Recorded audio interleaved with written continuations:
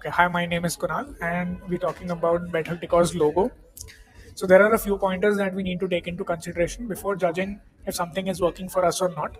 In that context, I'll be giving you a short presentation and showing you these pointers that big brands take into consideration before deciding whether a logo is working for them or not. Right?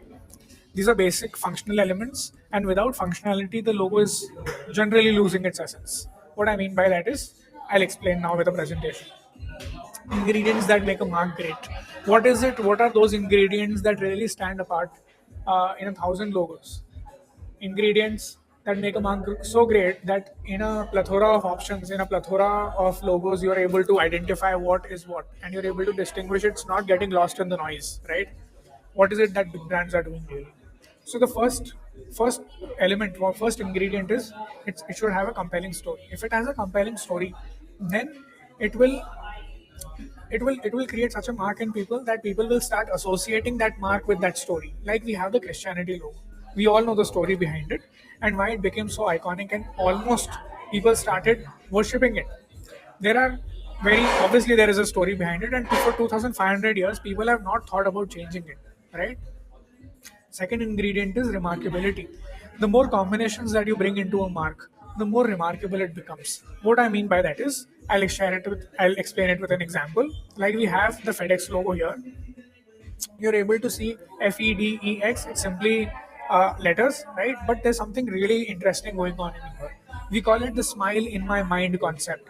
Like once you see something, you can't unsee it. Now you look closely between E and X, you'll see an arrow, right? That arrow is perfectly representing what FedEx does. What FedEx does is it moves things from one place to another, from point A to point B with precision. Nothing, nothing like an arrow would represent something what they do. So this is what I mean by remarkability. That you bring so many combinations together that it becomes so unique. It stands apart from the crowd. Look at this example here and why there are things which need to be taken into consideration when we're designing a logo. Look at these. It's the same message, same thing is being written, but the font is completely changing its meaning. You'll always be mine. The first one looks like it's written by a lover. Second one, it looks like it's written by a wacko, and the third one probably is written by a friend, right? So the meaning changes with how we are using elements that define our identity. The font is one of the biggest identity markers that you see if a brand is using on their website, their social media. It needs to be really thought through as to what message it is actually giving out to the customer subconsciously, right? Then the third ingredient is simplicity. What simplicity means is that it needs to be so simple that people are able to doodle it just after the first time they see it, right? We have the Apple logo here, and it's very intentional. The first Apple logo was actually very complicated. If you Google the first Apple logo, you will see it's probably good that it would win an art competition. It's good enough to win an art competition, but it's not a logo because logo is a functional element. It has to be used in small sizes and big sizes as well. Speaking of small sizes and big sizes, the fourth element is scalability.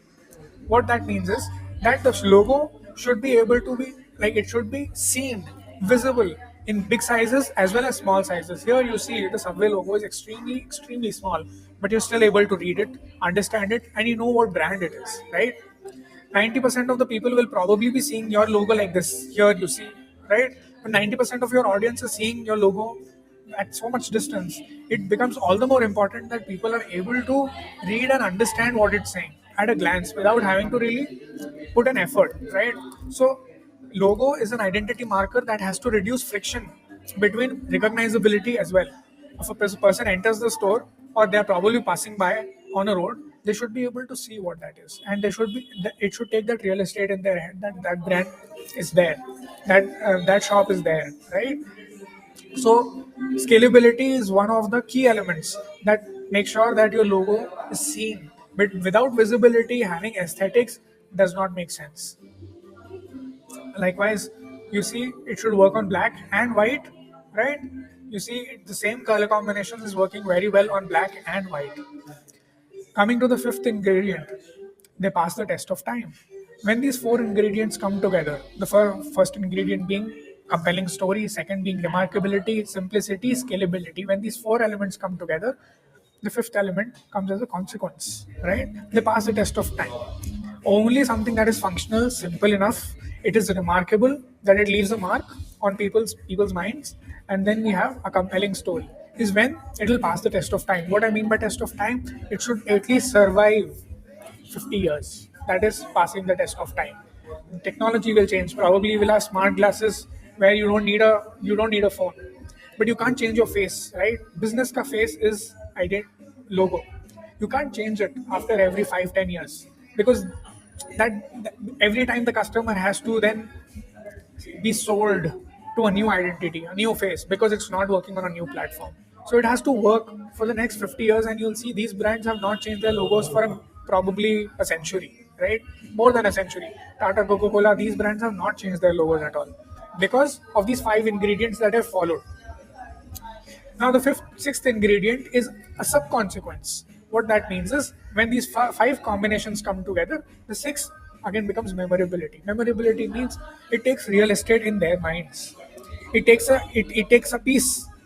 Everybody who sees it, it sticks in their heads. That's memorability. That they don't forget after the first time they see it. And becomes super important that people are able to remember you after the first time they see you. Even in legal, what do you call it, Indian law, business is treated as a separate person. It has its own rights, it has its own bank account, PAN card, right? So why should it not have a unique face? It needs to have a unique face. It has to have a unique voice of itself. And it becomes important that if you're looking to create something which is uh, which is great, you're trying to leave a legacy behind. You're trying to look at that I want to be perceived very professional. Then you need to take these markers into consideration for the face of your business. Right? Here we have better decors, and immediately you will see that you will not be able to see this when I scale it down. Right? It's almost losing its integrity when I'm scaling it down. Compare it to what we see here. These three marks are not losing their integrity, even at small scales. So, scalability, the ingredient scalability, it's not up to the mark. Then we have the font, Bethak Decors, right? You will see it is not of the same style. Here we have serif, means the font has protrusions at the end, sharp protrusions. And you will see here the font itself does not have protrusions. Does not, it means there is no cohesiveness in style. The style is not being followed in the logo, and it is not the same style is not being followed in the font that the logo has, and vice versa, right? So these markers subconsciously make make a customer think either they are premium or not premium, either they can be trusted or not trusted. Because identity, the face is something that will generate trust. It will create the first impression, right? The last impression will be created by service, but the first impression will bring people in.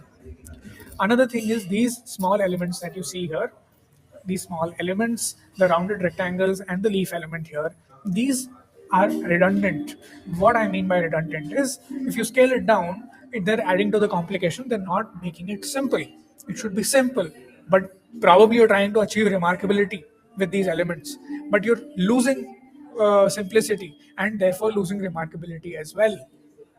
So it needs to be taken into consideration. So many things need to be taken into consideration as to why a logo is a logo. Does it meet the philosophy of my brand?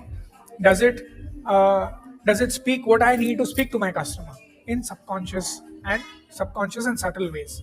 Here, I will need to know whether what is your brand philosophy and why these colors have been chosen to create the right impression. For example, red as a color in Japan and red as a color in America are perceived very differently. So if your target audience is American, then probably you can use red for love. But in Japan, red is seen as danger. So you won't use that color unless and until you're talking about danger, right? So, considering all these aspects, we design a logo. Another last point that I would try to point out without taking too much of your time is that these strokes, here you see these strokes, if they are thin, again, we are losing out on visibility, scalability.